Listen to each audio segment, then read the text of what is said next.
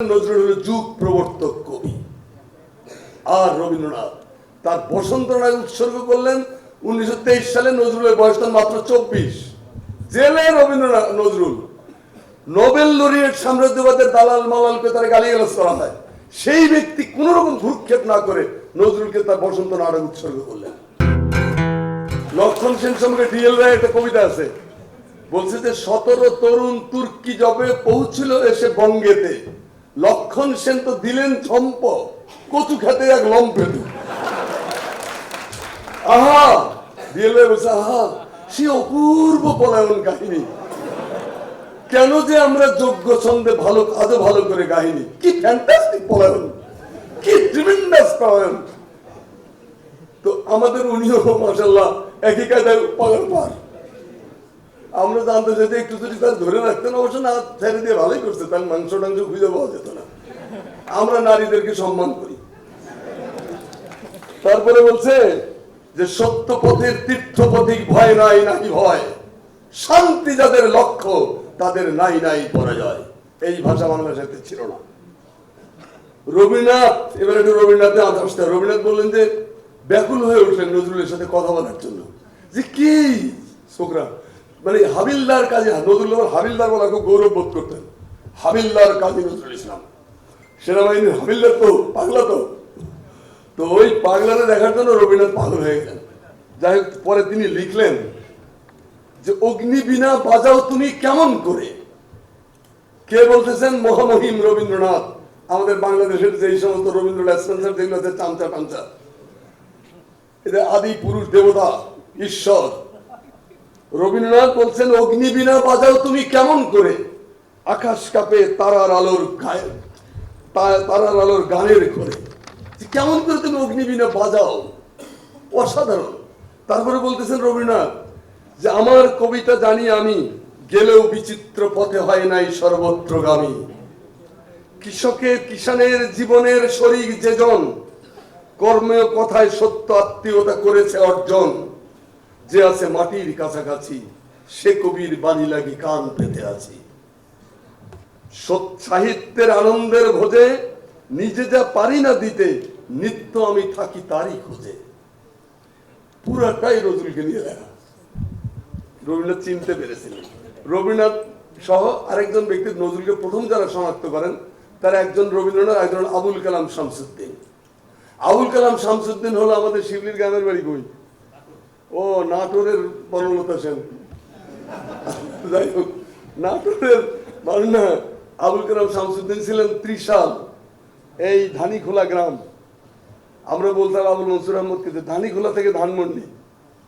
তো ধানিখোলা গ্রামে জন্মেছিলেন তিনি। নজরুলের একসাথে করতেন। আবুল মনসুর আহমদ, নজরুল এবং আবুল কালাম শামসুদ্দিন একই সময় দরিরামপুর হাই স্কুলের ছাত্র ছিলেন। তো উনি এই আবুল কালাম শামসুদ্দিন পরবর্তীকালে তিনি বিখ্যাত সাংবাদিক হন।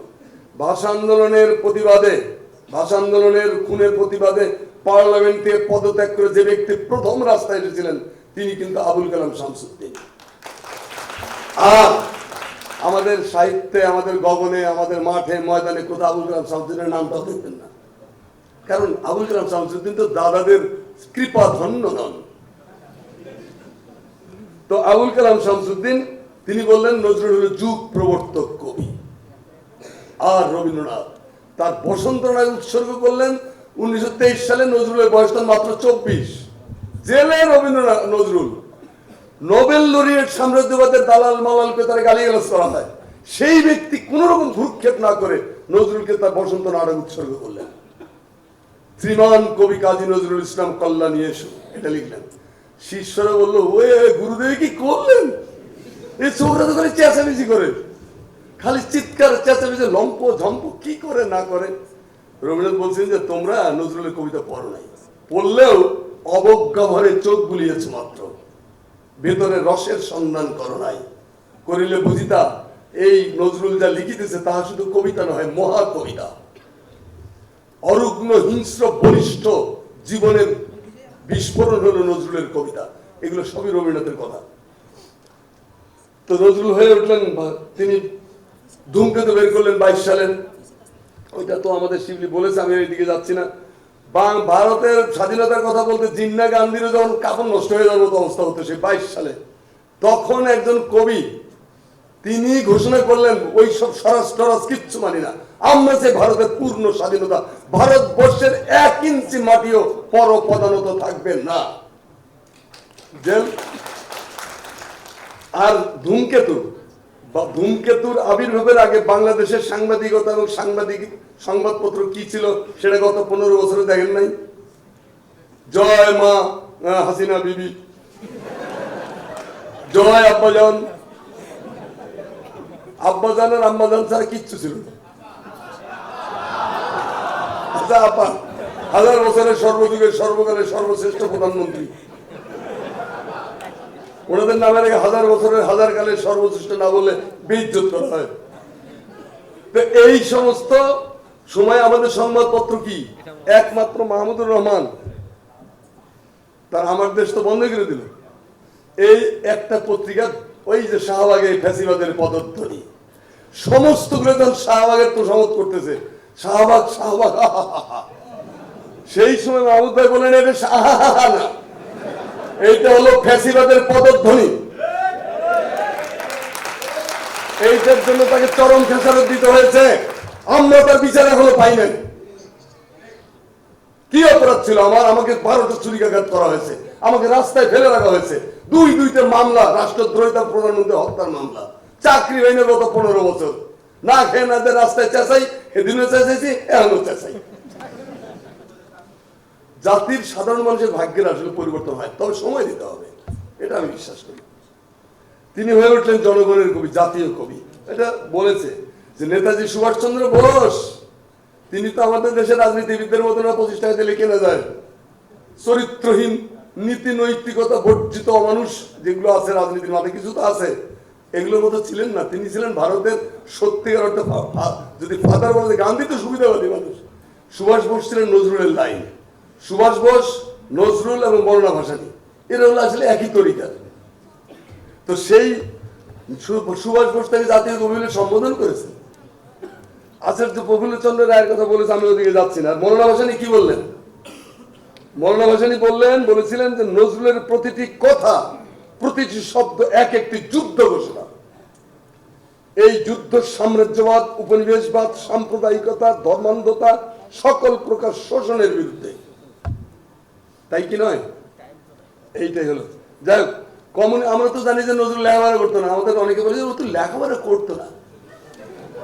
তো নজরুলের একটা প্রবন্ধ আছে, বিশ্ব সাহিত্য, এই মূর্খগুলোকে ধরে ধরে গিলাবেন, গেল ধরবেন, পরে দেখার মধ্যে কি আছে, মার্ক্স বা চৈশা খাইয়া ভাইটা হজম করে বাংলাদেশের 1925 সালে এই বাংলায় কমিউনিস্ট পার্টির ভিত্তি স্থাপনকারী 2টা ব্যক্তি, একজন কমরেড মোজাফফর আহমদ, আরেকজন কাজী নজরুল ইসলাম।